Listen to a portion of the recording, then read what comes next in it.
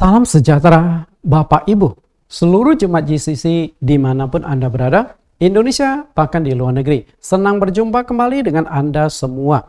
Hari ini secara khusus kita akan mengikuti live streaming yang dipancarkan melalui link YouTube Bible Teaching Ministry. Jadi Bible Teaching Ministry ini adalah satu link YouTube yang lebih condong pada pengajaran-pengajaran kebenaran Alkitab. Bapak Ibu bisa menemukan banyak kebenaran di sana. Hari ini kita akan mengupas satu topik yang unik, yaitu baptisan. Tapi sebelumnya kita akan mendengarkan pujian penyembahan sebuah lagu, yaitu Sejauh Timur dari Barat.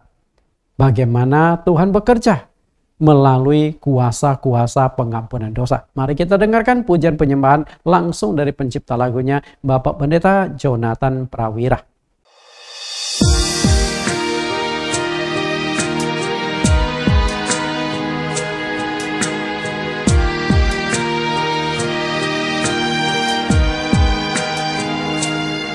Sejauh timur dari barat, Engkau membuang dosaku. Tiada kau ingat lagi pelanggaranku.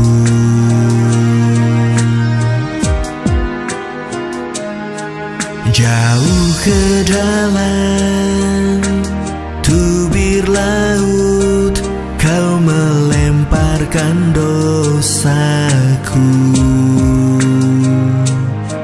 Tiada kau perhitungkan kesalahanku. Betapa besar kasih pengampunanmu, Tuhan. Tak kau pandang hina hati yang hancur.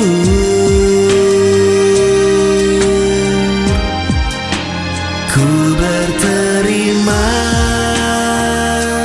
kasih kepadamu ya Tuhan. Pengampunan yang kau beri, pulihkanku.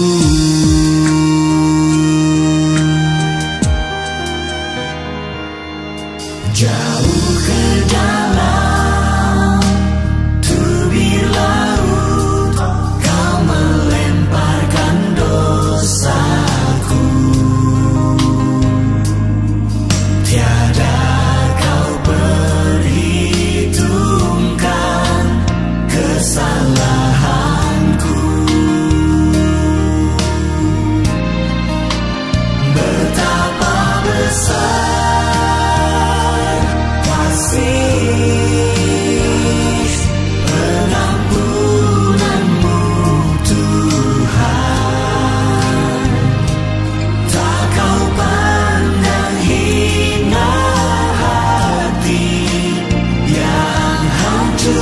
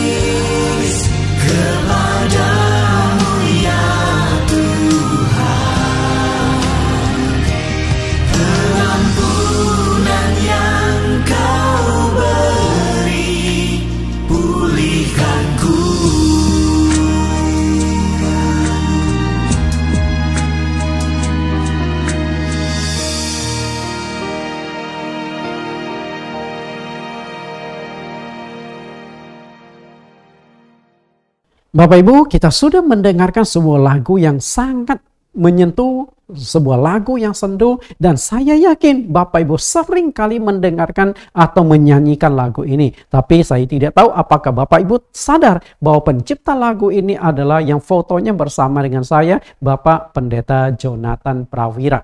Ribuan lagu yang beliau ciptakan yang sangat memberkati kita. Kita akan berdoa sebelum mendengarkan firman Tuhan. Di dalam nama Tuhan Yesus Kristus kami berdoa.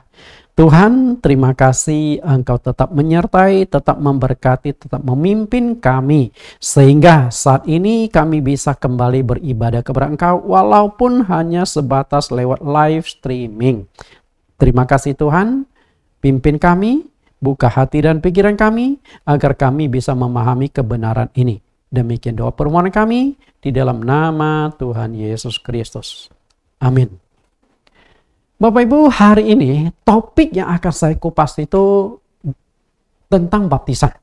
Karena sebenarnya topik ini adalah pertanyaan dari sebagian jemaat tentang masalah baptisan. Mereka berkata, Pak Pendeta, memang baptisan itu boleh diulang nggak sih? Karena itulah topik hari ini adalah jawaban saya atas pertanyaan-pertanyaan jemaat. Karena saya juga seringkali melakukan baptisan-baptisan ulang. Temanya, apakah baptisan ulang itu boleh dilakukan? Baptisan air adalah salah satu doktrin terpenting di dalam Alkitab. Satu paket dengan amanat agung. Mungkin Anda pernah mendengar istilah amanat agung. Karena seringkali kata ini diucapkan oleh hamba-hamba Tuhan. Dan ketika berbicara tentang amanat agung, tentu kita sudah mengacu pada perintah Tuhan Yesus tentang penginjilan. Kita lihat amanat agung. Kenapa disebut amanat agung? Karena ini perintah tertinggi sebelum Tuhan Yesus terangkat ke sorga. Jadi setelah dia ditangkap, disalibkan, mati, dikubur, lalu bangkit dari kematian. Setelah itu 40 hari berulang kali menampakkan diri. Sampai setelah itu dia akan terangkat ke sorga. Nah, sebelum terangkat ke sorga itulah dia memberikan perintah yang kita kenal dengan istilah amanat agung. Dan setiap kali membicarakan amanat agung selalu dikaitkan dengan baptisan. Kita akan coba lihat amanat agung ini. Lihat di Matius 28 ayat 19. Karena itu pergilah, jadikanlah semua bangsa muridku dan baptislah mereka dalam nama Bapa dan Anak dan Roh Kudus. Perhatikan Bapak Ibu, pergilah. Pergi artinya memberitakan Injil. Tapi setelah orang yang diinjili itu mau terima Yesus, tidak cukup. Harus juga dibaptis. Kenapa harus dibaptis? Akan saya jelaskan lebih jauh di bawah ini. Kemudian Markus pasal yang ke-16 ayat 15 sampai 16. Lalu ia berkata kepada mereka, pergilah ke seluruh dunia, beritakanlah Injil kepada segala makhluk. Siapa yang percaya dan dibaptis akan diselamatkan, tetapi siapa yang tidak percaya akan dihukum. Perhatikan Bapak Ibu, pergilah. Sama seperti di Matius pasal 28 ayat 19, pergi. Untuk apa? Beritakan Injil. Nah, setelah beritakan Injil, lalu di ayat 16, jika ada yang percaya harus dibaptis. Untuk apa? Kalau di Markus menjelaskan lebih jauh, dibaptis tujuannya adalah untuk diselamatkan. Artinya, baptisan berhubungan dengan keselamatan. Kalau Anda hanya percaya Yesus saja tidak mau dibaptis, tidak cukup. Ibaratnya itu adalah Anda datang kepada dokter. Setelah cek kesehatan Anda, lalu dokter mengeluarkan resep obat. Jadi yang menyembuhkan Anda itu bukan hanya dokter, tapi resep setelah Anda minum obatnya itu yang menyembuhkan. Tapi resep dengan dokter kan tidak bisa dipisahkan. Sama juga Tuhan dengan firman-Nya. Tuhan itu adalah dokter, firman-Nya itu adalah resep bagi kita. Nah, firman Tuhan menyuruh kita untuk dibaptis supaya diselamatkan. Karena itu, baptisan itu selalu dikaitkan dengan amanat agung. Begitu pentingnya baptisan air, sampai Tuhan Yesus pun memberikan contoh. Kita lihat contohnya, Matius 3:13. Maka datanglah Yesus dari Galilea ke Yordan kepada Yohanes untuk dibaptis olehnya. Perhatikan, ke Yordan untuk dibaptis. Padahal posisi Yesus itu lebih besar, lebih tinggi daripada Yohanes Pembaptis. Tapi Yesus dengan rendah hati datang mencari Yohanes sampai ke tepi sungai Yordan, lalu minta agar Yohanes membaptis dia. Awalnya Yohanes pun menolak. Karena Yohanes tahu posisinya dia lebih kecil, lebih rendah dari Yesus. Dan dia tahu dialah yang akan membuka jalan bagi Yesus. Makanya Yohanes berkata, aku harus semakin kecil, dia harus semakin besar. Nah, karena menyadari posisi itulah dia nggak berani baptis Yesus. Tapi Yesus berkata, biarkanlah, lakukan saja. Demikianlah kita menggenapi seluruh kehendak Allah. Artinya Allah menghendaki kita dibaptis. Kita lihat di ayat yang ke-16. Sesudah dibaptis, Yesus segera keluar dari air. Pada waktu itu juga langit terbuka. Dan ia melihat Roh Allah seperti burung merpati turun ke atasnya. Jadi begitu Yesus keluar dari baptisan, langit terbuka, lalu Roh Kudus turun ke atas Tuhan Yesus. Perhatikan, Roh Kudus turun setelah Yesus dibaptis. Karena di bagian bawah saya akan jelaskan bagaimana kaitan antara kepenuhan Roh Kudus dengan baptisan itu. Sangat-sangat erat.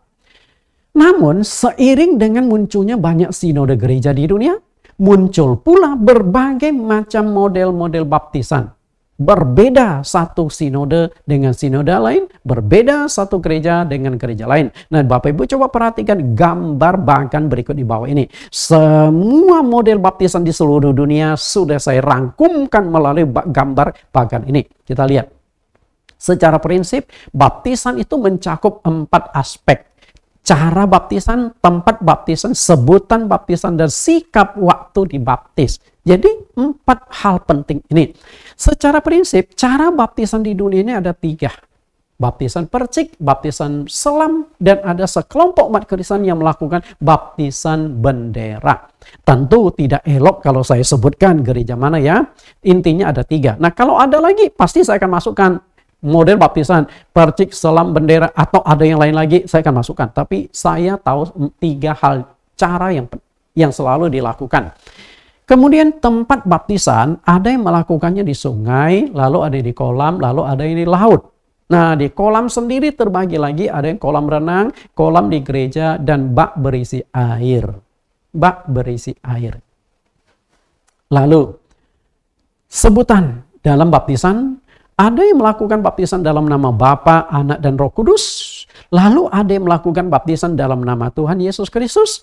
Lalu sebagian pendeta karena dia bingung, baptisan ada yang dalam nama Bapa, Anak, Roh Kudus, ada yang dalam nama Tuhan Yesus. Lalu digabunglah, muncul konsep yang menurut saya konsep ini jelas-jelas tidak ada di Alkitab. Dalam nama Bapa dan Anak dan Roh Kudus, ya ini Tuhan Yesus Kristus. Kemudian sikap dalam baptisan, ada gereja yang melakukan baptisan dengan menunduk ke depan, menundukkan kepala. Ada juga yang diselamkan ke belakang.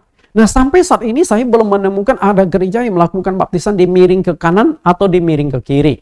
Belum ada. Kalau ada pun saya akan masukkan. Okay? Nah, dari berbagai macam model baptisan, pertanyaan kita adalah apakah semua cara baptisan yang berbeda-beda sah di mata Tuhan?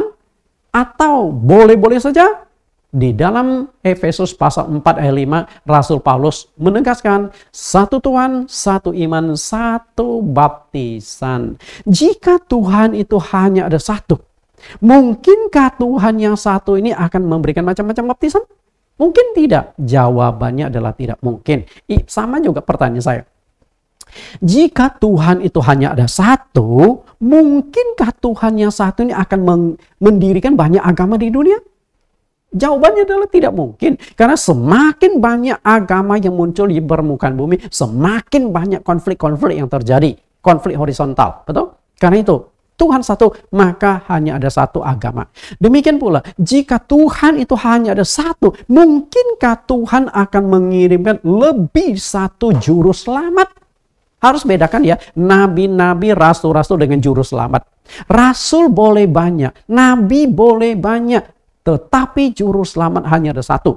Maka disebut juru selamat dunia atau juru selamat tunggal. Siapakah juru selamat tunggal itu? Yesus Kristus. Maka di Yohanes 14 ayat 6, Yohanes 14:6, akulah jalan, kebenaran, dan hidup. Tidak seorang pun yang datang kepada Bapa kalau tidak melalui aku. Artinya sudah tidak ada juru selamat, harus lewat Yesus Kristus baru bisa mengenal dan bertemu dengan Allah di sorga. Demikian pula, nah kalau Tuhan Yesus hanya ada satu, mungkinkah Tuhan Yesus yang satu ini akan memberikan macam-macam baptisan? Tentu tidak. Maka munculnya berbagai macam versi baptisan itu adalah hasil tafsiran manusia terhadap ayat Alkitab. Pemahaman pengertian yang berbeda-beda. Masalahnya adalah kalau satu baptisan yang diakui Tuhan, maka kita harus mencari menemukan satu baptisan itu sendiri. Bagaimana bila baptisan yang Anda terima itu belum sesuai Alkitab? Bukan satu baptisan yang Tuhan tentukan. Pertanyaannya adalah, apakah baptisan air itu boleh diulang? Boleh nggak diulang? Banyak pendeta yang melakukan baptisan ulang, tapi belum pernah ada pendeta menyajikan secara lengkap, komprehensif, secara terstruktur. Kenapa baptisan ulang dilakukan? Dasarnya apa? Nah, melalui khotbah saya hari inilah, pengajaran saya hari ini, saya akan jelaskan kenapa baptisan ulang itu boleh dilakukan. Saya akan berikan dua alasan. Dua alasan bahwa baptisan ulang itu diperbolehkan. Tentu saya juga tidak sembarangan mengutip. Kita lihat. Yang pertama, Tuhan hanya ada satu.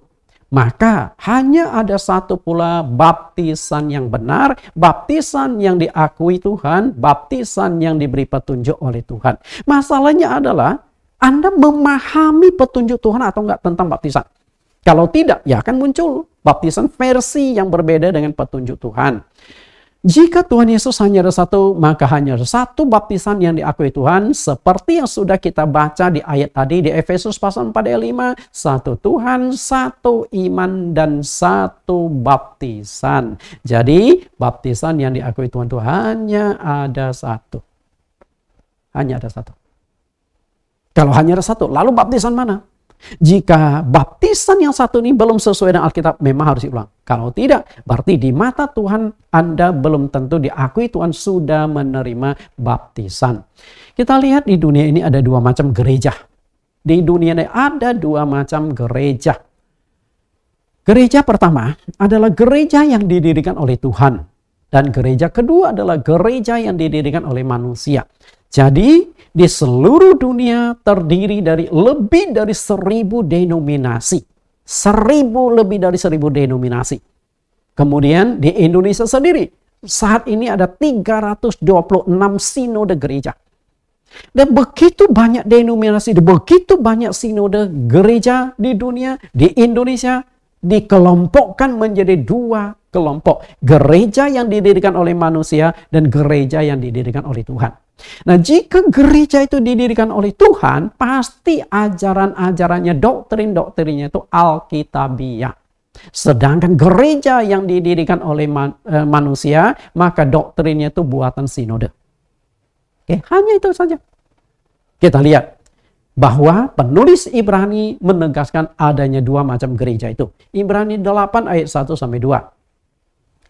Inti segala yang kita bicarakan ialah kita mempunyai imam besar yang demikian, yang duduk di sebelah kanan tata yang maha besar di sorga, dan yang melayani ibadah di tempat kudus, yaitu di dalam kemah sejati, yang didirikan oleh Tuhan dan bukan oleh manusia. Perhatikan Bapak Ibu, ibadah di tempat kudus, yaitu di dalam kemah sejati. Nah, ini tentu mengacu pada tempat. Ibadah di tempat kudus, yaitu kemah sejati. Ini satu tempat di mana orang berkumpul, di mana orang beribadah, di mana orang melakukan penyembahan kepada Allah. Tapi tempat ibadah itu, gereja itu bisa didirikan oleh dua kekuatan. Yang pertama adalah didirikan oleh Tuhan. Kita lihat gereja yang didirikan oleh Tuhan. Gereja yang didirikan oleh Tuhan, otomatis ajaran itu pasti sesuai dengan firman Tuhan. Kenapa demikian? Karena Tuhan dengan firman-Nya itu nggak akan bisa dipisahkan. Satu kesatuan. Makanya Rasul Yohanes katakan di dalam Yohanes pasal 1 ayat 1, pada mulanya adalah firman. Firman itu bersama-sama dengan Allah dan firman itu adalah Allah. Perhatikan, firman itu adalah Allah. Nah, jika gereja ini didirikan oleh Allah, otomatis firman Tuhan adalah akan diajarkan di gereja Tuhan. Tapi jika gereja itu bukan didirikan oleh Tuhan, maka bukan firman Tuhan yang diajarkan. Sudah tercampur. Mungkin firman Tuhan hanya sekian persen, sisanya itu ajaran-ajaran manusia. Maka kita lihat penjelasan yang kedua, ibadah di tempat kudus yang didirikan oleh Tuhan dan bukan oleh manusia. Perhatikan kata bukan oleh manusia. Artinya manusia pun punya peluang, manusia pun punya potensi untuk mendirikan gereja. Dan jika gereja itu didirikan oleh manusia, tentu ajarannya itu adalah doktrin atau perintah manusia. Doktrin atau perintah manusia. Bapak Ibu bisa nangkap? Doktrin atau perintah manusia. Nah, jika perintah atau doktrin manusia yang Anda dipegang, di dalam Matius 15 ayat 9 Tuhan Yesus berkata, percuma mereka beribadah kepadaku, sedangkan ajaran yang mereka ajarkan ialah perintah manusia. Jika ajaran yang Anda pegang itu adalah ajaran manusia, perintah manusia, doktrin manusia, Tuhan berkata percuma. Padahal untuk beribadah Anda sudah korbankan 3 hal. Korban waktu, korban tenaga, korban uang. Tapi semua pengorbananmu sia-sia percuma. Karena ajaran yang Anda pegang itu ajaran manusia, bukan ajaran Tuhan. Nah, sama juga kalau baptisan yang Anda terima tidak sesuai dengan petunjuk Alkitab, sia-sia percuma. Artinya di mata Tuhan Anda belum dibaptis. Karena itu baptisan ulang boleh nggak? Boleh. Karena belum sesuai dengan prinsip-prinsip Alkitab. Karena gereja ada 2 macam, maka kebenaran juga ada 2 macam. Oke? Gereja ada 2 macam, maka kebenaran ada 2 macam. Yaitu kebenaran Allah dan kebenaran manusia. Dan hal itu diungkapkan lebih jauh oleh Rasul Paulus di dalam Roma 10 ayat yang ketiga. Roma 10 ayat 3, sebab oleh karena mereka tidak mengenal kebenaran Allah, dan oleh karena mereka berusaha untuk mendirikan kebenaran mereka sendiri, maka mereka tidak takluk kepada kebenaran Allah. Bapak Ibu lihat, baik-baik. Ada kebenaran Allah. Kebenaran Allah itu pasti Alkitabiah. Lalu ada kebenaran mereka sendiri. Nah, kebenaran mereka sendiri masuk adalah kebenaran manusia, doktrin-doktrin manusia, sinode-sinode manusia, ajaran-ajaran manusia. Nah, kenapa bisa muncul ajaran atau kebenaran manusia? Karena tidak memahami kebenaran Allah. Karena itulah, kalau Tuhan berkata satu Tuhan, satu iman, satu baptisan, jika ada muncul baptisan-baptisan lain, maka itu menjadi baptisan kebenaran manusia, bukan baptisan sesuai dengan kebenaran Allah. Maka jika baptisan yang diterima itu belum sesuai Alkitab, memang harus diulang supaya sah, supaya benar. Itu alasan yang pertama. Lalu alasan yang kedua, Alkitab membuktikan adanya baptisan ulang. Itu terjadi di kota Efesus. Jadi baptisan ulang itu ada dasar Alkitabnya. Kita lihat, kita baca. Baptisan ulang jemaat di Efesus. Kisah Rasul 19 ayat 1. Kisah Rasul 19 ayat 1. Ketika Apolos masih di Korintus, Paulus sudah menjelajah daerah-daerah pedalaman dan tiba di Efesus. Di situ didapatinya beberapa orang murid. Katanya kepada mereka, sudahkah kamu menerima Roh Kudus ketika kamu menjadi percaya? Akan tetapi mereka menjawab dia, belum. Bahkan kami belum pernah mendengar bahwa ada Roh Kudus. Jadi, orang-orang yang ada di kota Efesus ini sudah dibaptis. Maka waktu bertemu dengan Paulus, Paulus bertanya, kalian sudah dapat Roh Kudus belum? Mereka jawab, belum. Dan mereka berkata, bahkan kami belum pernah mendengar ada Roh Kudus. Dan begitu mendengar itu, Paulus bertanya, kalian sudah dibaptis belum? Versi bagaimana Pak kalian dibaptis? Lihat ayat 3. Lalu kata Paulus kepada mereka, kalau begitu dengan baptisan manakah kamu telah dibaptis? Jawab mereka, dengan baptisan Yohanes. Jadi jawaban dari orang Efesus ini, mereka sudah dibaptis dan baptisan yang mereka terima adalah versi Yohanes Pembaptis. Okay. Tapi satu hal saya ingin katakan kepada Bapak Ibu. Yohanes Pembaptis melakukan baptisan tentu juga perintah Tuhan. Okay. Perintah Tuhan. Tapi setelah Yesus tampil menggantikan posisi Yohanes yang membuka jalan bagi Yesus. Lalu Yesus punya versi baptisan tersendiri Di mana versi yang berlaku sekarang itu adalah versi baptisan Tuhan Yesus. Sehingga orang-orang yang sudah dibaptis oleh Yohanes Pembaptis, maka mereka dibaptis ulang untuk mendapatkan pengampunan dosa. Lihat penjelasan Rasul Paulus ayat 4. Kata Paulus, baptisan Yohanes adalah pembaptisan orang yang telah bertobat. Dan ia berkata kepada orang banyak bahwa mereka harus percaya kepada Dia yang datang kemudian daripadanya, yaitu Yesus. Jadi Paulus menjelaskan cukup panjang lebar bahwa baptisan yang berlaku sekarang adalah versi Tuhan Yesus. Karena ini zamannya Tuhan Yesus. Nah, setelah mereka mengerti akhirnya ayat 5 dibaptis ulang. Perhatikan ayat 5. Ketika mereka mendengar hal itu, mereka memberi diri mereka dibaptis dalam nama Tuhan Yesus. Jadi baptisan ulang Bapak Ibu. Tapi baptisan ulang yang lebih disempurnakan. Karena ketika Yohanes melakukan baptisan, saya tidak yakin dia menyebut nama atau enggak. Apakah hanya main cemplung saja? Tapi ada satu hal yang menarik dari baptisan Yohanes. Pertama adalah Yohanes melakukan baptisan selam, bukan baptisan percik. Apalagi bendera. Yang kedua, Yohanes melakukan baptisan itu di sumber air. Jadi kalau sumber air itu di Alkitab hanya ada 3. Laut, sungai, oase. Dan 3 tempat itu ada alkitabiahnya, ada petunjuk Alkitab. Jadi Yesus datang ke sungai Yordan. Sungai Yordan itu adalah sumber air yang mengalir. Nah, sedangkan kolam bak air di gereja, apakah itu sumber air? Nah, itu yang harus dipikirkan Bapak Ibu. Jadi Yohanes memberikan petunjuk baptisan selam dan di sumber air. Nah, kemudian ketika Yohanes membaptis, tentu tidak mungkin dalam nama Yesus engkau dibaptis, tidak. Tapi setelah Yesus tampil mengajar, mulai melakukan baptisan lewat murid-muridnya, maka baptisan yang dilakukan harus langsung dalam nama Tuhan Yesus. Tidak dalam nama Bapa, Anak, Roh Kudus. Di Matius 28 ayat 19 ada perintah baptis dalam nama Bapa, Anak, Roh Kudus, tetapi pelaksanaannya tidak ada satu pun baptisan di dalam nama Bapa, Anak, Roh Kudus. Apalagi gabungannya dalam nama Bapa dan Anak dan Roh Kudus, ya ini Tuhan Yesus Kristus. Tidak alkitabiah. Lalu kenapa bisa beda? Perhatikan baik-baik di Matius 28 ayat 19, baptislah mereka dalam nama. Jadi waktu baptisan penekan itu adalah dalam nama Bapa, nama Anak, nama Roh Kudus. Siapakah nama Bapa, Anak, Roh Kudus? Tidak lain Yesus Kristus. Nah, untuk mengerti lebih jauh, Anda bisa mengikuti link YouTube saya. Saya sudah kupas secara panjang lebar. Ada 8 sesi baptisan di link YouTube Bible Teaching Ministry. Nah, ini sesi yang ke-9 itu hanya tambahan. Kita lihat lagi, dibaptis dalam nama Tuhan Yesus. Jika baptisan itu tidak penting dan hanya sekedar simbol menjadi umat Kristen, Rasul Paulus tidak akan bersusah payah membaptis ulang 12 jemaat Efesus, betul? Kalian sudah dibaptis? Sudah. Baptisan versi Yohanes? Ya sudahlah. Baptisan Yohanes juga dari Tuhan kok, nggak apa-apa.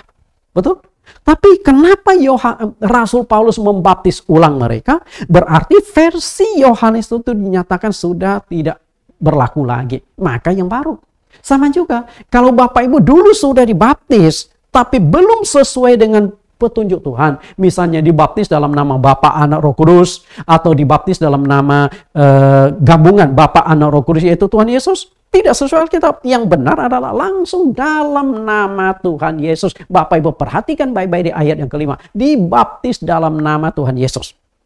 Jadi ini yang Alkitabiah. Karena baptisan itu menentukan keselamatan. Itulah sebabnya kenapa Rasul Paulus membaptis ulang jemaat Efesus 12 orang itu. Karena baptisan berhubungan dengan keselamatan. Kita lihat kenapa berhubungan dengan keselamatan. Karena seperti yang dikatakan oleh Tuhan Yesus sendiri. Markus 16 ayat 16.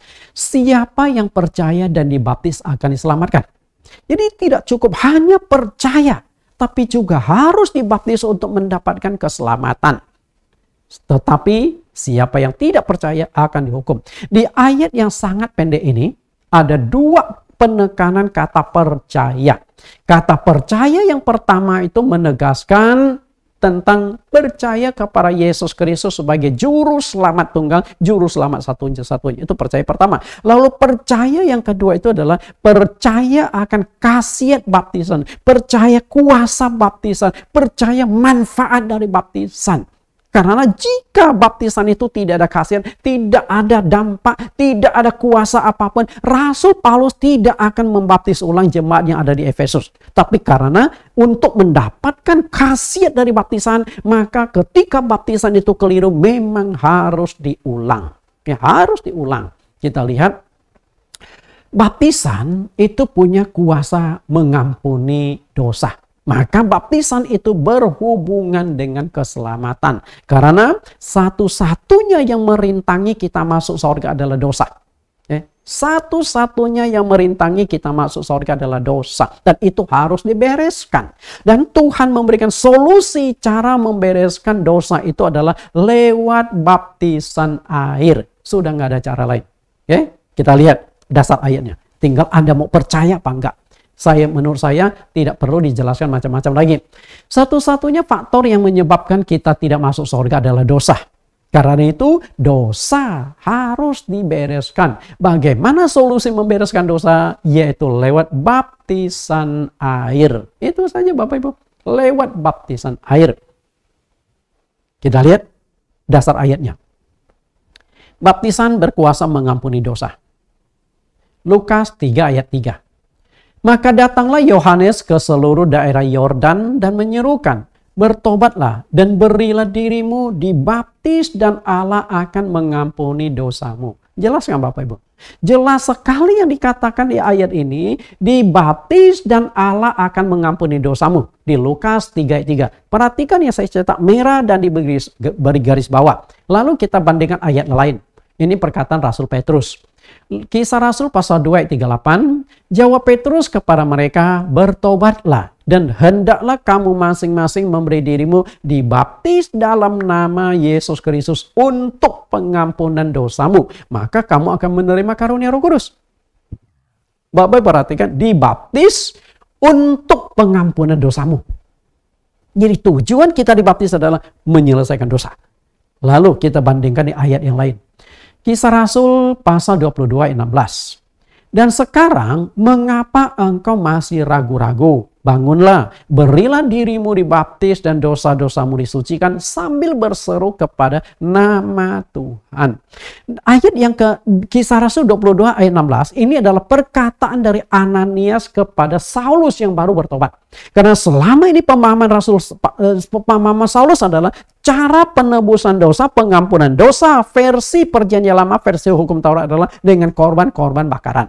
Korban sembelihan, korban penebus dosa, korban penghapus salah. Tapi setelah itu setelah bertobat, diajarkan cara menyelesaikan dosa adalah lewat baptisan. Tentu Saulus yang belum mengerti masih ragu-ragu. Benar nggak sih? Tapi setelah itu dia dibaptis. Kenapa ragu-ragu? Karena dia terkonsep dengan doktrin di Perjanjian Lama. Ini versinya. Nah demikian pula, kenapa sekarang orang ragu dibaptis ulang? Karena terkonsep bahwa baptisan hanya sekali.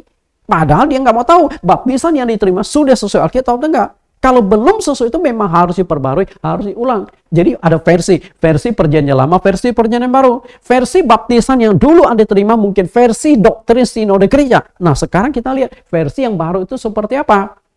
Kemudian baptisan yang Alkitabiah harus dilakukan dalam nama Tuhan Yesus. Kisah Rasul pasal 2 ayat 38. Jadi Rasul Paulus membaptis dalam nama Tuhan Yesus. Rasul Petrus juga membaptis dalam nama Tuhan Yesus. Kenapa demikian? Perhatikan baik-baik Kisah Rasul 22 ayat 16. Pada waktu kita dibaptis sambil berseru kepada nama Tuhan. Berseru kepada nama Tuhan itu siapa? Yesus Kristus. Berarti waktu baptisan itu yang harus dimunculkan itu bukan sebutan Bapa, Anak, Roh Kudus sebutan. Harus dilakukan dalam nama Tuhan. Tidak lain, nama Tuhan kita adalah Yesus Kristus. Itu yang benar. Untuk masuk surga, Anda harus dimeteraikan Allah dari surga. Dan meterai Allah itu adalah Roh Kudus. Meterai Allah itu adalah Roh Kudus. Lihat, Efesus 1, 13-14. Di dalam Dia kamu juga karena kamu telah mendengar firman kebenaran, yaitu Injil keselamatanmu. Di dalam Dia kamu juga ketika kamu percaya dimeteraikan dengan Roh Kudus yang dijanjikan itu. Dan Roh Kudus itu adalah jaminan bagian kita sampai kita memperoleh seluruhnya, yaitu penebusan yang menjadikan kita milik Allah untuk memuji kemuliaannya. Bapak Ibu perhatikan di sini, Roh Kudus itu adalah jaminan. Roh Kudus itu adalah meterai. Tentu yang namanya meterai sudah tidak asing lagi bagi kita. Meterai itu adalah alat pengesahan. Rupanya ribuan tahun dari dulu sebelumnya, meterai itu sudah menjadi alat yang begitu tinggi nilainya. Padahal nilai ekonomis itu rendah, tapi nilai filosofinya itu tinggi. Nilai ekonomisnya, satu lembar meterai sekarang paling 10.000. Tapi nilai filosofisnya, nilai hukumnya itu sangat tinggi. Rumah yang berharga ratusan juta, bahkan miliaran, bahkan puluhan miliar, baru sah ketika ditempelkan dengan meterai 10.000. Luar biasa kan? Karena itu, meterai itu adalah Roh Kudus. Untuk apa? Ketika Anda dimeteraikan dengan Roh Kudus, maka yang menjadikan kita milik Allah. Berarti, kalau Anda belum dimeteraikan Roh Kudus, Anda belum menjadi milik Allah. Jangan main-main. Okay? Jangan santai-santai. Kalau Anda belum dipenuhi Roh Kudus, jangan senang.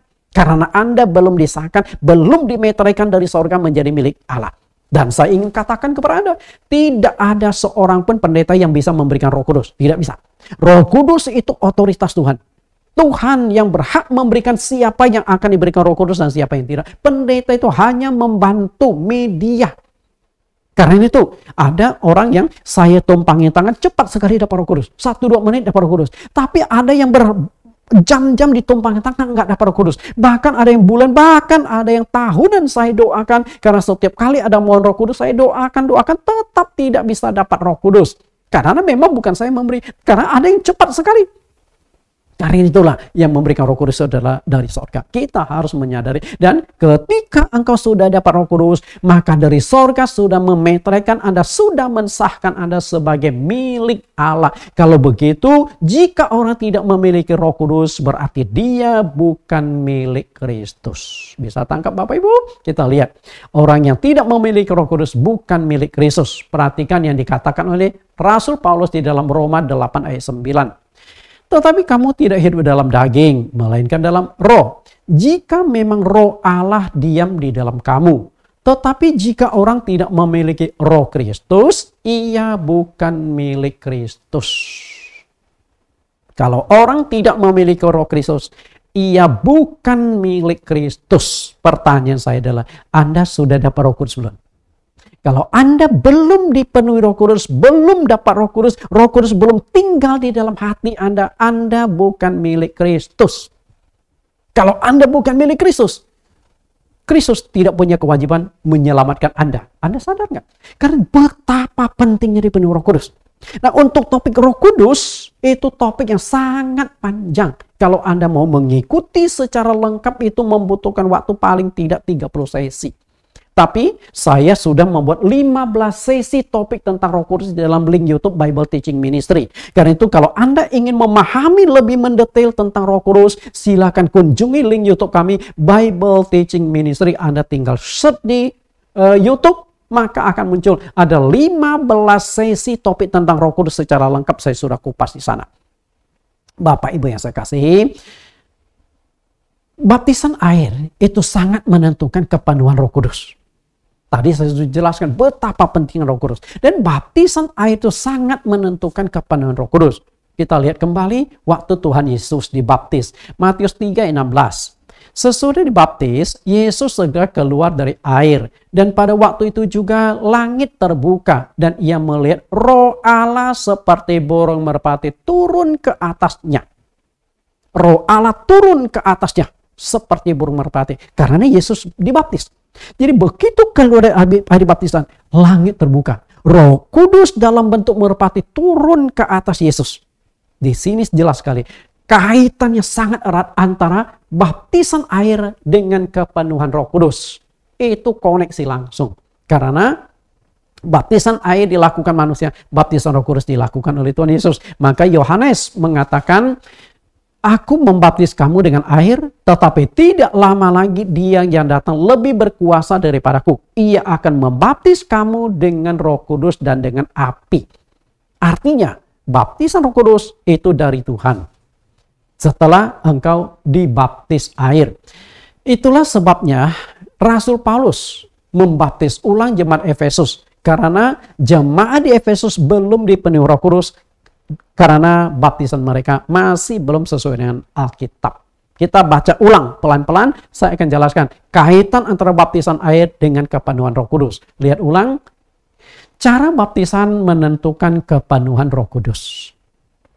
Kisah Rasul 19 ayat 1-7. Tadi kita sudah baca, tapi saya mengajak Anda baca ulang lebih tajam lagi dan ada penjelasan tentang kaitan Roh Kudus dengan baptisan air. Ayat pertama, ketika Apolos masih di Korintus, Paulus sudah menjelajah daerah-daerah pedalaman dan tiba di Efesus. Di situ didapatinya beberapa orang murid. Katanya kepada mereka, sudahkah kamu menerima Roh Kudus ketika kamu menjadi percaya?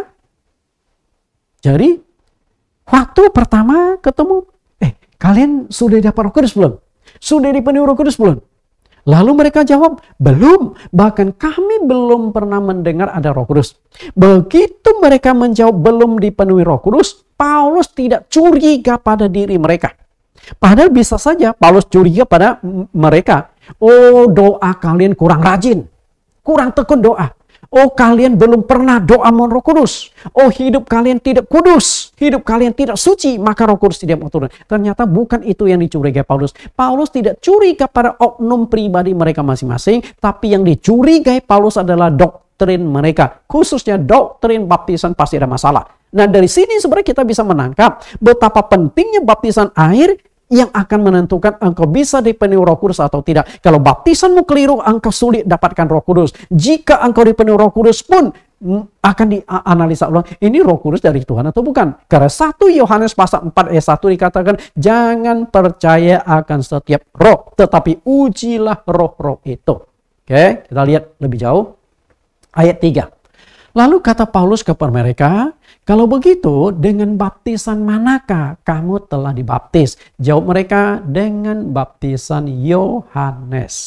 Jadi mereka itu sudah dibaptis, tapi tetap belum dipenuhi Roh Kudus. Kenapa demikian? Karena baptisan mereka sudah kadaluarsa. Sudah lewat masanya. Jadi harus diperbaharui menurut baptisan versi yang baru. Perhatikan baik-baik ayat 3. Ketika jemaat Efesus mengatakan belum terima Roh Kudus, Paulus langsung curiga. Baptisannya ada masalah. Maka di ayat yang keempat, Paulus menjelaskan bahwa baptisan Yohanes itu adalah baptisan tanda pertobatan. Kalau tanda pertobatan, berarti khasiatnya itu belum muncul. Karena jika mereka bertobat saja, dosa sudah diampuni, maka tidak perlu dibaptis lagi. Karena tujuan dibaptis adalah agar dosa diampuni. Berarti pengampunan dosa bukan terletak pada pertobatannya, tapi pada kuasa baptisannya. Bisa tangkap Bapak Ibu?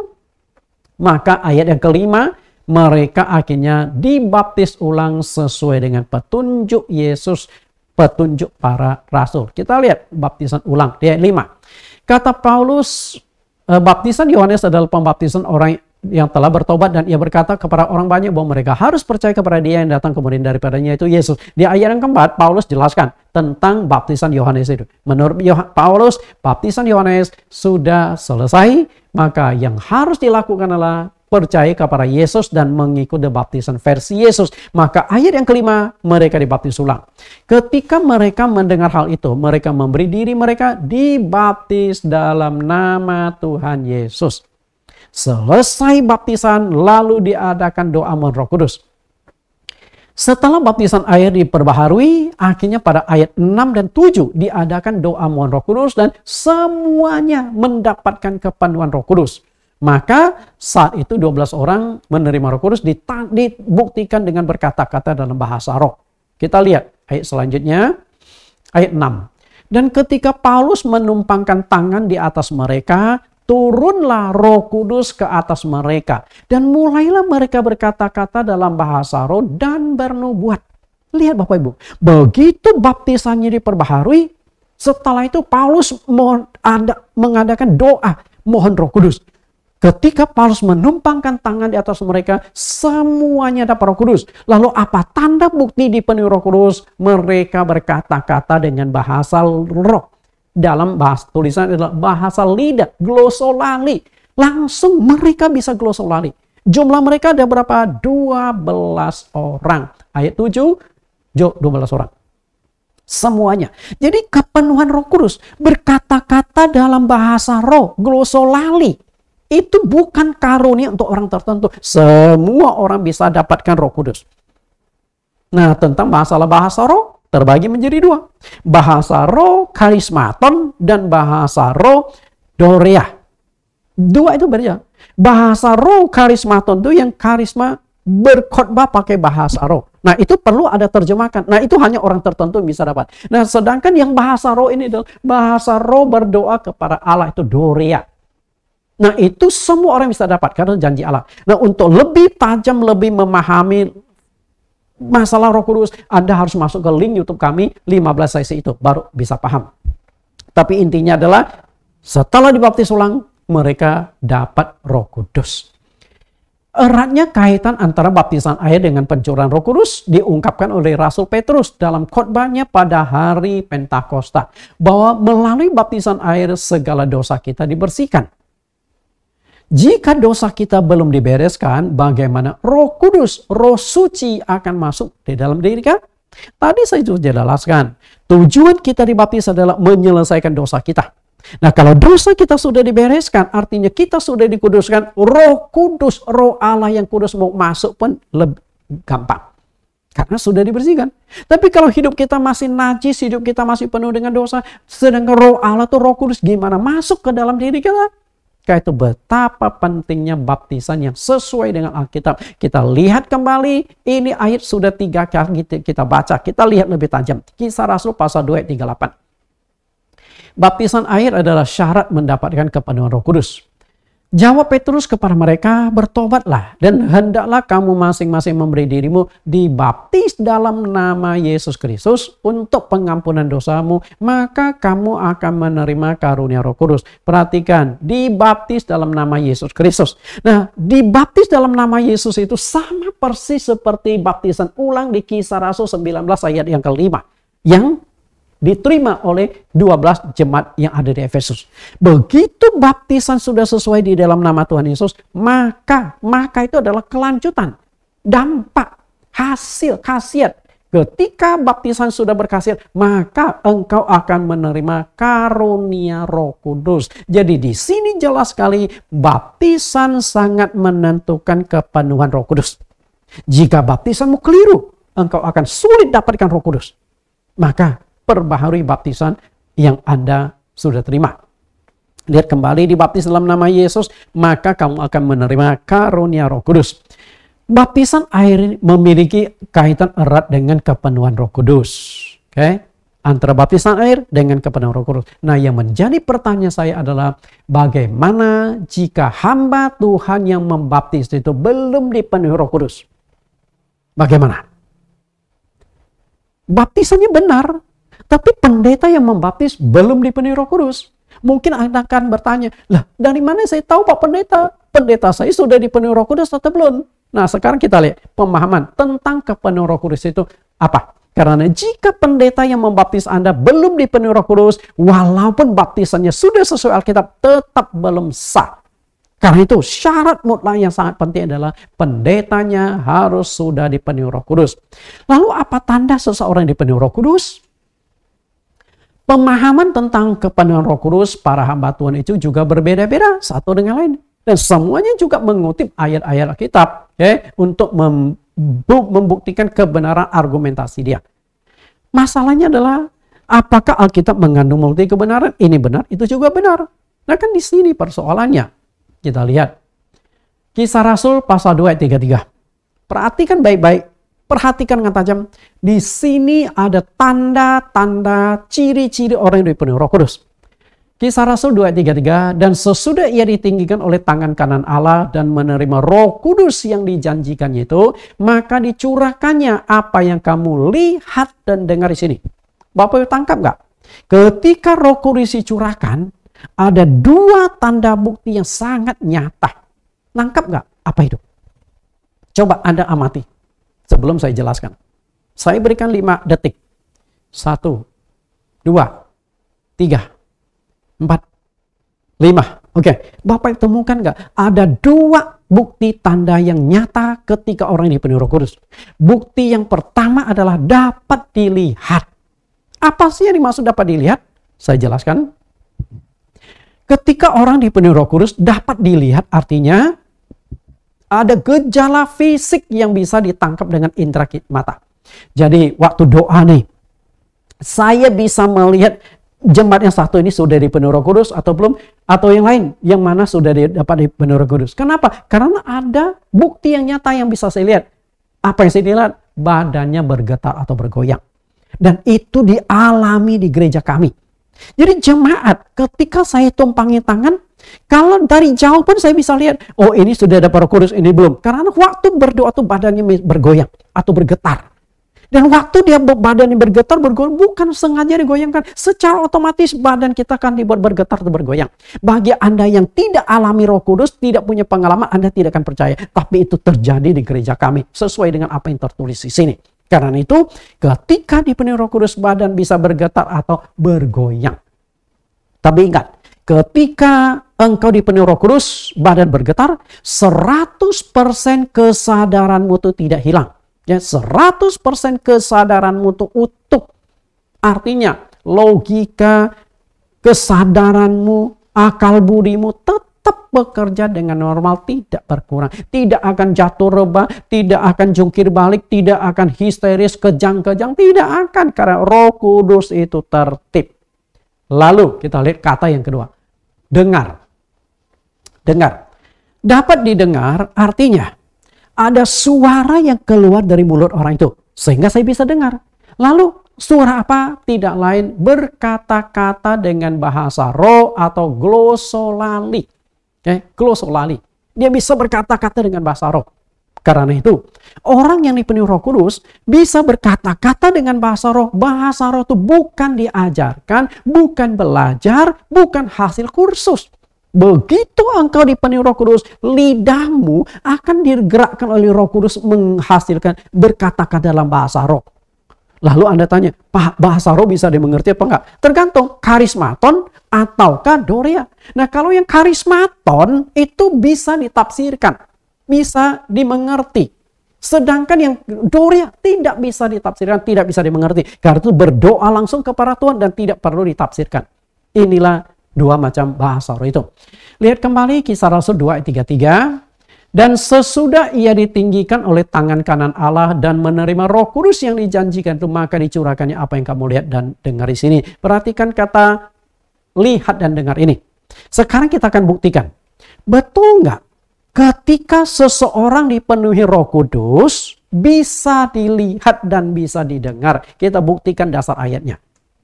Kisah Rasul, pasal yang ke-10, ayat 44 sampai ayat yang ke-46. Ketika Petrus sedang berkata demikian, turunlah Roh Kudus ke atas semua orang yang mendengarkan pemberitaan itu. Dan semua orang percaya dari golongan bersunat yang menyertai Petrus tercengang-cengang karena melihat bahwa karunia Roh Kudus dicurahkan ke atas bangsa-bangsa lain juga. Sebab mereka mendengar orang-orang itu berkata-kata dalam bahasa roh dan memulihkan Allah. Lalu kata Petrus, perhatikan di sini, waktu Petrus diundang ke rumah Kornelius, ini sekelompok orang Romawi. Karena Kornelius ini adalah seorang perwira pasukan Romawi, namanya pasukan Italia. Lagi khotbah nih. Tiba-tiba Roh Kudus turun. Perhatikan, turunlah Roh Kudus. Artinya Roh Kudus dicurahkan kepada orang yang mendengarkan khotbah Petrus. Lalu apa tanda bukti bahwa mereka dipenuhi Roh Kudus? Roh Kudus sudah turun atas diri mereka. Perhatikan kata dilihat dan didengar. Melihat. Jadi waktu Petrus ke rumah Kornelius, Petrus itu tidak seorang diri. Petrus didampingi oleh satu tim. Jadi waktu Petrus sedang berkhotbah, mereka juga sedang mendengarkan khotbah. Tiba-tiba Roh Kudus turun. Nah, tim yang bersama dengan Petrus bisa melihat, waduh, badan mereka tiba-tiba bergetar. Lalu mereka mendengar, tiba-tiba mereka berkata-kata dalam bahasa roh. Lidah mereka bergetar. Nah, inilah sangat jelas sekali tanda bukti orang dipenuhi Roh Kudus adalah bisa dilihat, bisa didengar. Dan pengalaman demikian itu dialami gereja kami. Jadi kami bukan hanya menjelaskan secara teori, tapi benar-benar kami alami. Waktu saya doakan jemaat saya, mereka badannya tiba-tiba bisa bergetar, bergoyang.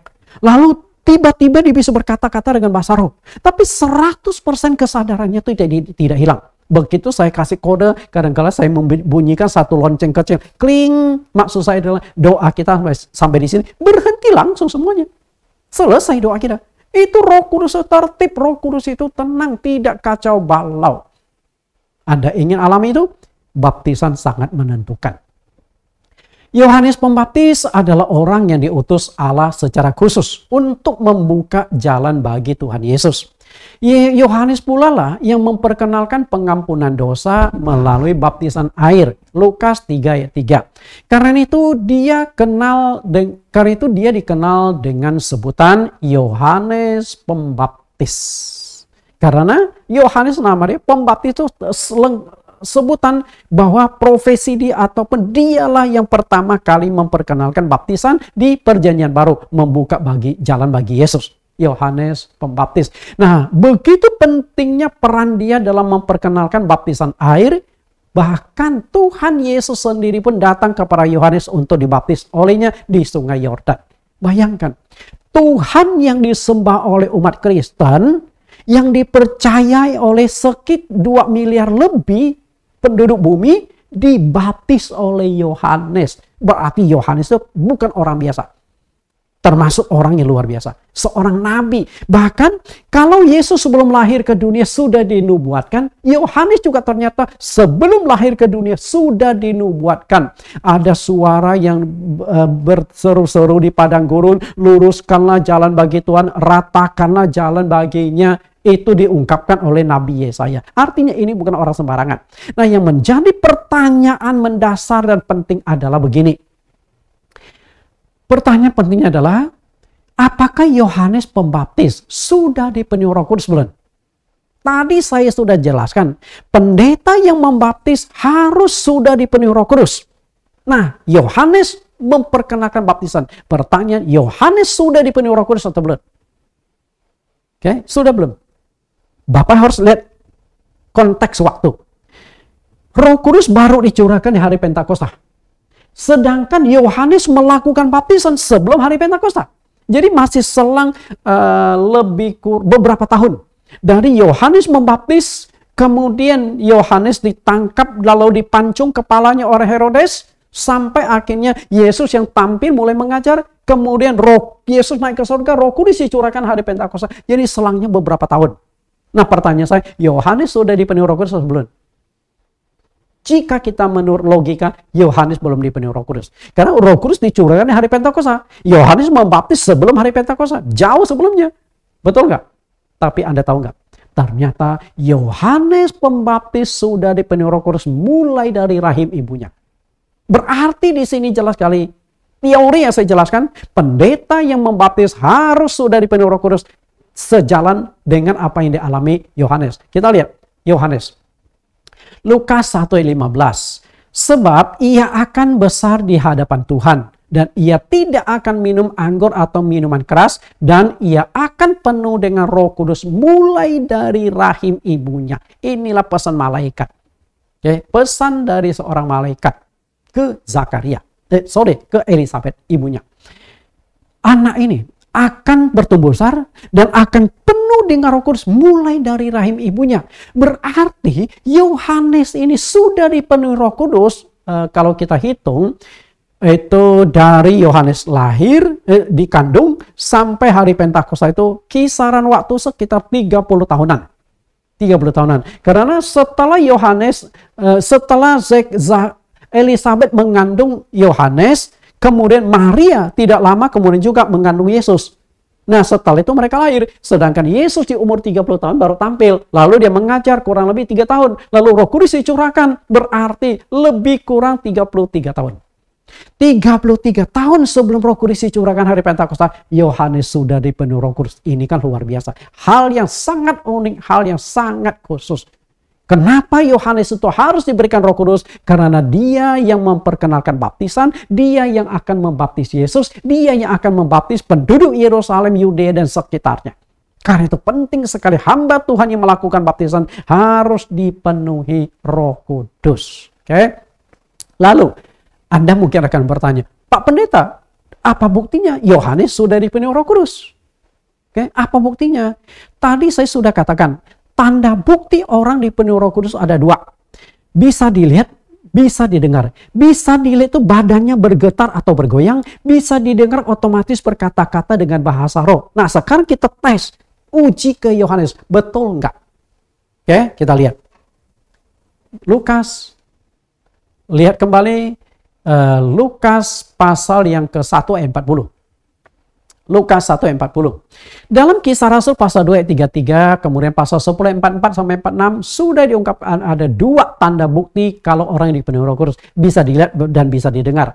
Nah, kita tes atas diri Yohanes. Lukas 1 ayat 40. Di situ ia masuk ke rumah Zakaria dan memberi salam kepada Elisabet. Zakaria itu bapaknya Yohanes, Elisabet itu ibunya Yohanes. Kemudian yang datang adalah Maria. Ketika Elisabet mendengar salam Maria, melonjaklah anak yang di dalam rahimnya, dan Elisabet pun penuh dengan Roh Kudus. Perhatikan kata Elisabet penuh dengan Roh Kudus. Dan saat itu Elisabet sedang mengandung anaknya Yohanes. Nah, otomatis ketika Elisabet dipenuhi Roh Kudus, di saat itu pula Yohanes juga dipenuhi dengan Roh Kudus. Dan buktinya adalah, lihat, melonjaklah, bergetar, bergoyang rahim. Yang bergetar di dalam rahimnya Elisabet. Artinya Yohanes yang ada di dalam kandungan ibunya itu bergetar, bergoyang. Karena apa? Bisa dilihat. Okay? Bisa dilihat. Pasti Elisabet langsung pegang, aduh perutnya bergoyang. Pasti Maria juga bisa melihat badan yang perut yang ada di perut Yohanes itu perutnya mau cepat jadi agak kacau, oke? Perutnya Elisabet bergentar atau bergoyang. Pasti Maria juga bisa melihat. Walaupun dia pakai baju, mungkin baju kerudung, semacam jubah, pasti bergetar kelihatan. Tapi satu hal, Yohanes tidak bisa didengar bahasa roh. Karena memang nggak mungkin berbahasa roh kan di dalam kandungan. Nggak bisa. Tapi kalau yang tanda lain bisa bergetar, bergoyang, sangat jelas di sini. Artinya Yohanes dipenuhi Roh Kudus. Jelas sekali ya Bapak Ibu. Karena itu, orang yang boleh melakukan baptisan adalah utusan Tuhan, hamba Tuhan. Masalahnya adalah apa buktinya orang itu adalah hamba Tuhan? Apa buktinya orang itu utusan Tuhan? Sehingga boleh melakukan baptisan mewakili Tuhan Yesus. Buktinya apa? Buktinya adalah harus dipenuhi Roh Kudus. Jika seorang pendeta belum dipenuhi Roh Kudus, dia belum menjadi utusan Tuhan. Baru utusan organisasi. Harus bedakan dua ya, utusan Tuhan dan utusan organisasi. Sinode. Organisasi, gereja, sinode gereja bisa mengangkat pendeta. Bisa tabiskan pendeta. Tapi masalahnya adalah, apakah dia diutus Tuhan? Kalau dia diutus Tuhan, Tuhan pasti kasihkan Roh Kudus. Karena Tuhan tanda bukti memberikan mengakui seseorang sebagai utusannya adalah orang itu dipenuhi Roh Kudus. Kita lihat penjelasan Tuhan Yesus. Bukti diutus Tuhan adalah dipenuhi Roh Kudus. Yohanes 20:21. Maka kata Yesus sekali lagi, damai sejahtera bagi kamu, sama seperti Bapa mengutus aku. Perhatikan kata Bapa mengutus aku. Apa tanda bukti Bapa mengutus Yesus? Waktu Yesus keluar dari air baptisan, Roh Kudus turun atas diri Yesus seperti burung merpati. Lalu dari langit yang terbuka terdengar suara, inilah anakku yang kukasihi, kepadanya lah aku berkenan, dengarkanlah dia. Itulah utusan. Okay? Utusan Tuhan. Utusan Allah dari sorga. Yesus diberikan Roh Kudus. Lalu Yesus tegaskan lagi, demikian juga sekarang aku mengutus kamu. Perhatikan kata sekarang aku mengutus kamu. Lalu apa tanda bukti kalau hamba Tuhan itu diutusan? Hamba Tuhan harus dapat Roh Kudus. Lihat ayat 22. Dan sesudah berkata demikian, ia mengembusi mereka dan berkata, terimalah Roh Kudus. Jadi tanda bukti yang paling nyata adalah pendeta harus menerima Roh Kudus. Apa tanda menerima Roh Kudus? Ketika pendeta berdoa badannya bergetar dan dia bisa berkata-kata dengan bahasa lidah. Itu sangat jelas. Tinggal Anda mau terima atau enggak. Oke, kita lihat lebih jauh. Begitu utusan Tuhan itu diberikan Roh Kudus, maka diberikan pula otoritas untuk memberikan pengampunan dosa lewat baptisan air. Tadi saya sudah katakan tujuan membaptis adalah untuk pengampunan dosa. Tapi hamba Tuhan yang membaptis harus dipenuhi Roh Kudus baru ada kuasa pengampunan dosa. Jadi kaitan satu teori, konsep kebenaran yang dibangun, yang didasarkan oleh Alkitab. Yohanes 20:23. Jikalau kamu mengampuni dosa orang, dosanya akan diampuni. Dan jikalau kamu menyatakan dosa orang tetap ada, dosanya tetap ada. Jelas? Begitu Tuhan kasih Roh Kudus, sekaligus Tuhan berikan otoritas kepada pelayannya untuk memberikan pengampunan dosa. Mengapa baptisan pertama kali baru diadakan setelah hari Pentakosta? Lihat kembali di Kisah Rasul pasal 2 ayat 38. Dibaptis untuk pengampunan dosamu. Karena sebelum Roh Kudus diturunkan ke atas 12 murid, mereka itu belum dapat otoritas memberikan pengampunan dosa lewat baptisan. Makanya baptisan yang sah adalah setelah Roh Kudus dicurahkan. Setelah murid-murid Tuhan Yesus dipenuhi Roh Kudus, mereka mendapatkan otoritas, mendapatkan kekuasaan dari tempat tinggi. Lukas 24 ayat 49. Dan aku akan mengirimkan kepadamu apa yang dijanjikan Bapa. Tetapi kamu harus tinggal di dalam kota ini sampai kamu diperlengkapi dengan kekuasaan dari tempat tinggi. Dilengkapi dengan kekuasaan dari tempat tinggi. Tempat tinggi itu surga, dilengkapi kekuasaan itu adalah Roh Kudus. Karena begitu diberikan Roh Kudus, maka akan dapatkan kuasa. Maka di Kisah Rasul pasal 1 ayat 8, kamu akan menerima kuasa kalau Roh Kudus turun ke atas kamu. Dan kamu akan menjadi saksiku di Yerusalem, Yudea, Samaria, sampai ke ujung bumi. Jadi begitu pentingnya otoritas Roh Kudus di dalam pelayanan, di dalam baptisan, di dalam doktrin-doktrin. Perhatikan, dilengkapi kekuasaan dari tempat tinggi. Dari kekuasaan dari tempat tinggi itu apa? Dijelaskan oleh penulis kitab Lukas, Kisah Rasul 1 ayat 4. Pada suatu hari, ketika ia makan bersama-sama dengan mereka, ia melarang mereka meninggalkan Yerusalem dan menyuruh mereka tinggal di situ menantikan janji Bapa. Yang demikian katanya, telah kamu dengar daripadaku. Sebab Yohanes membaptis dengan air, tetapi tidak lama lagi kamu akan dibaptis dengan Roh Kudus. Perhatikan, Yohanes membaptis dengan air, tapi tidak lama lagi kamu akan dibaptis dengan Roh Kudus. Artinya sebentar lagi. Nah, ini kalimat diucapkan oleh Tuhan Yesus. Kalimat ini diucapkan oleh Tuhan Yesus tidak lama lagi. Kalimat diucapkan oleh Yohanes, artinya aku baptis air, tapi dia akan membaptis dengan Roh Kudus, dan itu tergenapi di hari Pentakosta. Dengan demikian, setelah hari Pentakosta baru baptisan dosa, sudah ada kuasa pengampunan dosa. Karena itu kesimpulannya Bapak Ibu, kesimpulannya baptisan itu harus sesuai dengan Alkitab. Jika baptisan yang Bapak Ibu terima belum sesuai Alkitab, harus diulang. Lalu yang kedua, hamba Tuhan yang membaptis harus sudah dipenuhi Roh Kudus. Jika hamba Tuhan yang belum membaptis belum dipenuhi Roh Kudus, juga belum sah. Karena itu, jika baptisannya tidak sesuai Alkitab, itu satu kesalahan. Jika hamba Tuhan yang membaptis belum ada Roh Kudus, kesalahan yang kedua artinya double kesalahan. Dengan kata lain begini, katakanlah baptisan yang Anda terima di gereja yang dijalankan oleh pendeta 100% sudah sesuai Alkitab caranya, tapi pendetanya belum dipenuhi Roh Kudus, belum sah, masih kurang. Makanya pendeta harus penuh dengan Roh Kudus baru sah baptisan itu. Oke, kita akan lihat intisari baptisan. Baptisan yang Alkitab adalah baptisan selam. Tempat baptisan harus dilakukan di sumber air, sungai, laut, oase. Tiga-tiganya itu ada. Sungai Yordan, selain itu ada di Ainon.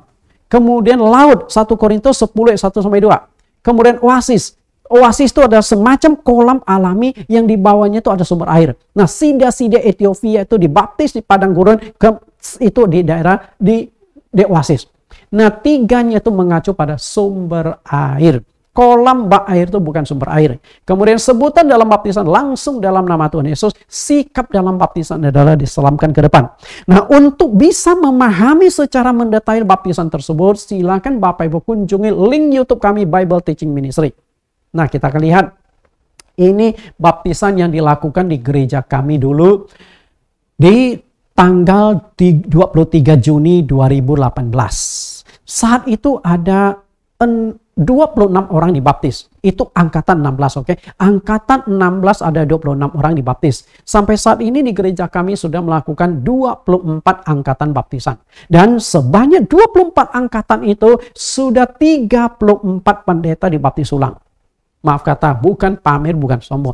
34 pendeta, 34 hamba Tuhan sudah dibaptis ulang setelah mereka ikuti pelajaran-pelajaran tentang baptisan. Karena itu kita akan lihat cuplikan video bagaimana baptisan itu kami lakukan. Dan saat ini saya akan memberikan satu cuplikan video seorang pelayan Tuhan. Dan kebetulan dia juga seorang aparat negara yang beliau ini sudah membaptis orang juga. Tapi setelah ketemu dengan saya, beliau minta dibaptis ulang. Yaitu Letnan Kolonel Sukarjohan. Tuhan Yesus memberkati sambil kita menikmati video baptisan ini.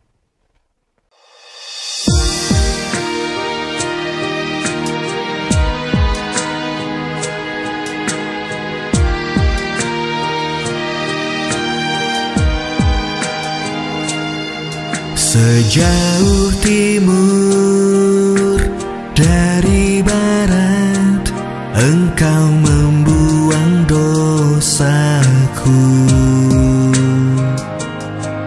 Tiada kau ingat lagi pelanggaranku.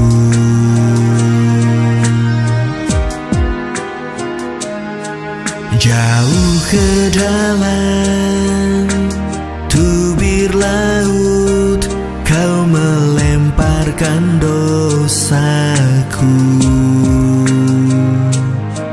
Tiada kau perhitungkan kesalahanku.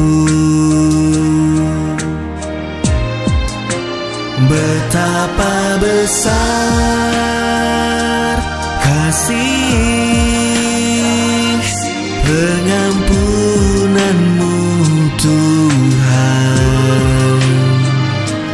Tak kau pandang hina hati yang hancur.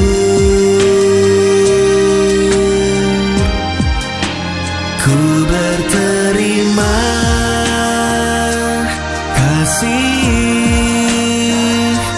kepadamu ya Tuhan.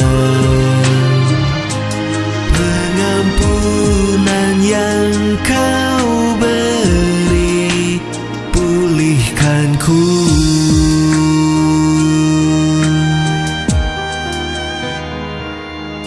Jauh ke dalam tubir laut, kau melemparkan dosaku.